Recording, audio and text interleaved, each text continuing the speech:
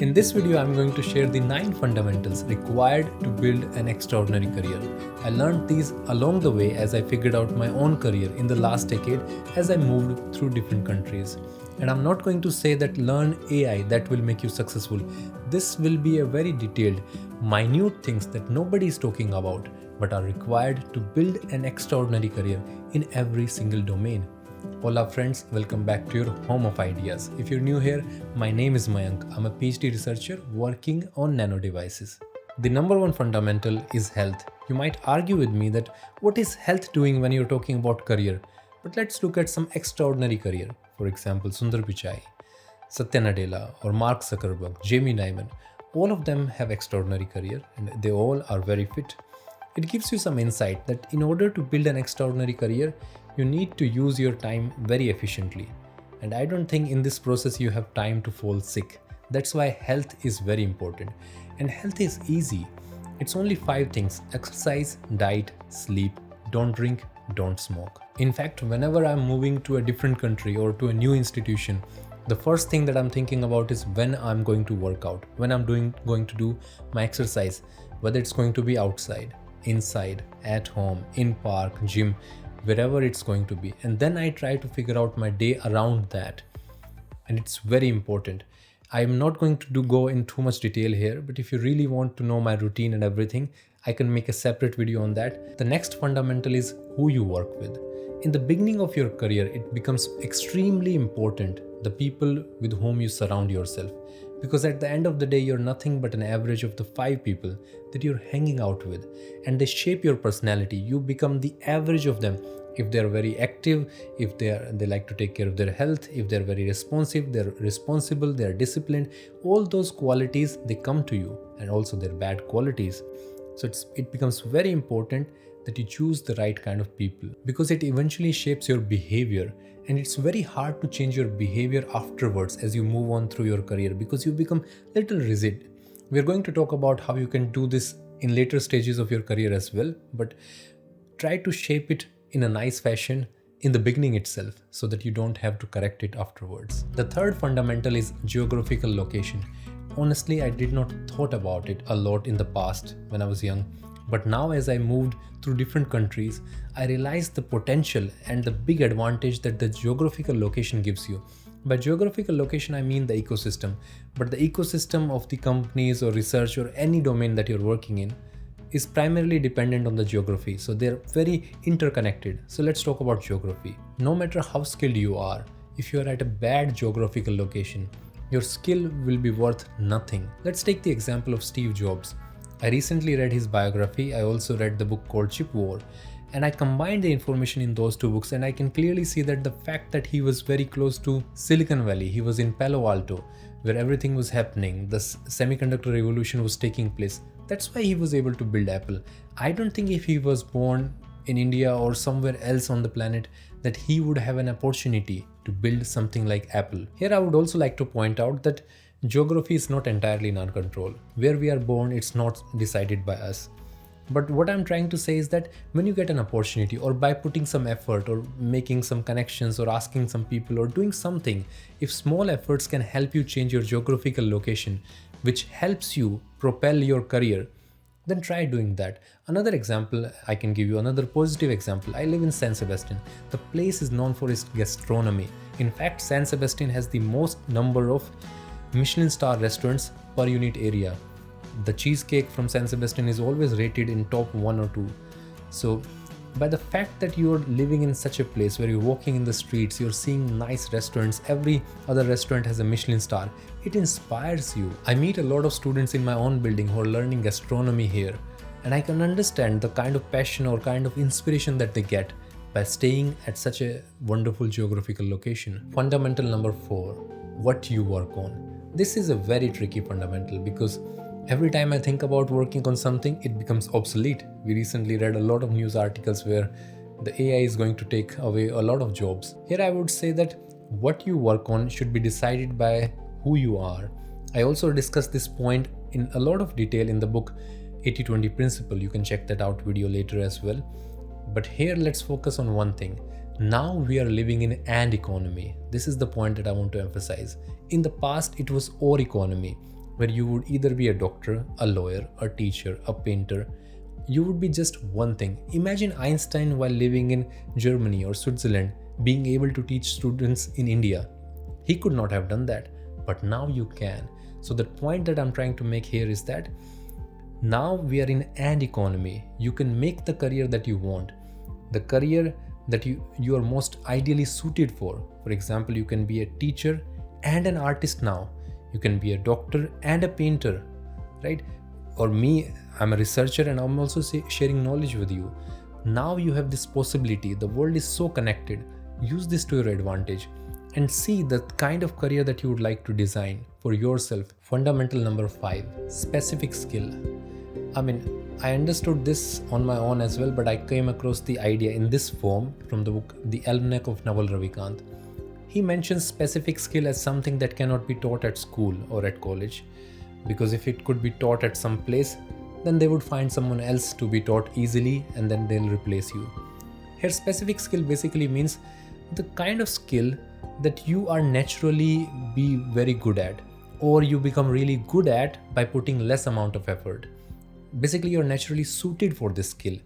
And how you figure out this skill, you have to look into your childhood, you look into your environment where you're born, the things you did while you were growing up, and see the kind of skills that you learned and try to combine them together. As we saw in the last point as well, that now you have possibility of making your own career, designing your own career. And this is the skill, the specific skill is the guiding principle that you can use to design this career. It's basically about using your disadvantages, the things that you thought are your disadvantage. Recently in a podcast, a badminton player, Victor Axelsen, not a badminton, it's kind of the GOAT at this point, I would say. He said something very interesting. Nothing is so bad that it's not good for something else. So every advantage is a disadvantage, but also every disadvantage that you think is an advantage. Here, one point I would like to make is that we all think that being born rich is a very big advantage. The fact is 85% of the billionaires are first generation billionaires. If being born rich was the advantage, then why 85% people are the first generation billionaires? Or you take example of artists. How many artists who have created wonderful movies, extraordinary poems or extraordinary music or anything, and they were born rich? It's very rare to see somebody like that. So the thing that you thought was a big advantage is not such a big advantage, because when you're born rich, you lack the creativity because your brain was never utilized to figure out unique solutions to problems. The 6th fundamental is your ability to experiment in the free time. You have a good skill, you have some specific skill, or you're talented in something. That's what the thing that gets you job. But now what you do in your free time, that's what matters. Because you are doing your job maybe 9 to 5 or whatever timing they are. But let's say you do a 9 to 5 job, then what you do in the evening, that is what matters. If you utilize your evenings to learn something, to keep upgrading yourself, that's what gives you advantage.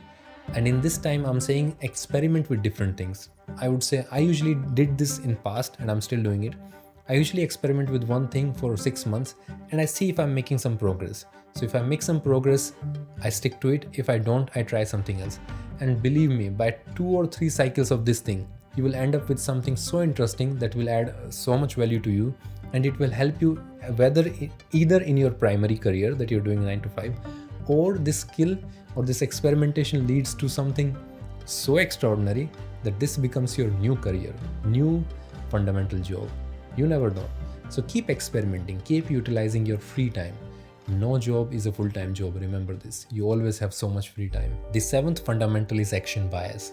I did not know about this fundamental, and I came across this fundamental from the book The $1 Million Weekend by Noah Kagan. I think I read it 1.5 or 2 years ago. I was in Zurich. I think it was 1.5 years ago. And this book shaped me a lot. This book talks about your ability to move, your ability to make decisions, and your ability to move or break the inertia towards taking the first step towards something. And I can see this is such a powerful skill. If you apply it to different things, it can create magic. For example, the people who do exercise, they can relate to it. The biggest effort that you have to do is to start working out. The moment you start your workout, you will finish it anyway. And the people who are not able to exercise are also facing the same problem. They're not able to start, because the moment you start, your inertia changes, and then you want to maintain that state. I mean, even the first law of motion is a body wants to maintain its state. It wants to stay in its inertial state, whatever it is. So if it's static, it wants to stay static. If it's moving, it wants to stay in motion. So the moment you're in motion, you want to stay in motion. So the moment you're working out, so moment you're acting on something, the moment you are working on your project, working on your hobby, the moment you're working, you are working. But it's the initial effort that is required, and action bias is your ability to take this first step very easily. You can train this by doing small things. Every time you see a task which takes less than 2 minutes, this is what I do. If any task which takes less than 2 minutes should be done immediately as it comes to your head. It should not go to your notes. It should be acted the moment you get. For example, you have to pay your rent. It will take 2 minutes, right? You have to do online everything. So it should not go to your notes. It should be acted immediately. You're passing by your sink, you see a dirty cup. You wash it right away. You don't say that I'll do it later. You keep doing it, and your brain, this muscle, the ask muscle, the action muscle in your brain keeps getting stronger and stronger, and eventually you realize you'll take much bigger decisions very smoothly. Fundamental number 8, invest in non-linear skill. It goes back to the experimental part as well. In the experiment, you have to do new things, but this skill is what, or this fundamental is what decides what you should experiment on. This is basically you have to invest into things which give you disproportionate outcomes, non-linear outcomes. The concept also comes from the 80-20 principle again. A simple example I can give you is language. If you speak English, or if you're very comfortable with it, then it's a very big advantage. It gives you disproportionate results. English has become the working language of the world. If you can speak English, you can go anywhere on the planet and still find a job. If you're comfortable in English, then you can start working on another language, maybe German, maybe Spanish, or whatever language that you like. The point that I'm trying to make here is that this skill, learning language, you can argue that will not help you in your job. I doubt that, because the fact is, even if it doesn't help you directly, imagine the kind of movies that you'll be able to watch once you know another language, the kind of poetry you will read, the kind of books you will read, and the kind of ideas that you will encounter. And at the end of the day, you only need one idea to change your life. Fundamental 9 is switch. By switch, I mean your ability to change, your ability to pivot, your ability to be flexible. By switch, I don't mean switching jobs. By switch, I mean changing yourself, being flexible to the new things, new changes. Look, when computers came, a lot of people lost their jobs, but they lost their jobs because they were not willing to learn computer. When AI came, it also took away a lot of jobs, but it took away jobs because people were not willing to adapt to it. If you're not willing to adapt to new technology, your job will be taken away. When computers came, the old jobs of writing on notebooks or taking notes, that went away. But new jobs were created. YouTube did not exist before, right? Making websites did not exist before. Writing blog posts did not exist before. So a lot of old jobs were taken away, I agree, but there were a lot of new jobs that were created. The only people who lost jobs were the ones who were not willing to change, who were not willing to switch. And I always say a healthy body is a flexible body, and a healthy mind is a flexible mind as well. The mind which can mold itself, which can change, switch, maneuver, do all those things, is a healthy sign of a good brain. So be flexible, be willing to switch. These were the 9 fundamentals required to build an extraordinary career, in my opinion. And now you might be thinking of a good time to start working on them. In this video, I've explained the best time to wake up to optimize your day for maximum productivity. Until then, keep experimenting. Have a good one, guys. See you on the next one. Bye-bye.